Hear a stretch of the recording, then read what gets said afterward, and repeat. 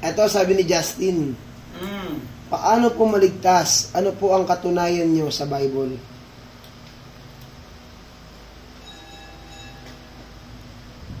Justin, ang katunayan natin sa Bible na kung paano maliligtas ay nasa Juan 1:12. Maliwanag ito. Juan 1:12 na ito ang sinasabi ng Biblia kung ano mangyayari sa isang taong tumanggap at sumampalataya sa ating Panginoon. Sabi niya sa Juan 1:12 ay ganito ang sinasabi. Ngunit ang lahat na tumanggap at nanalig sa Kanya ay pinagkalooban niya ng karapatan maging anak ng Diyos.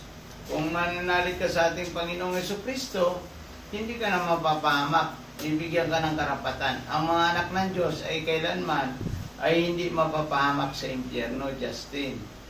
Kaya kung gusto mong hindi mapahamak, Justin, ay gusto mong tanggapin ang Panginoon sa pamamagitan ng pananampalataya. Ang pananampalataya ay 4 na P.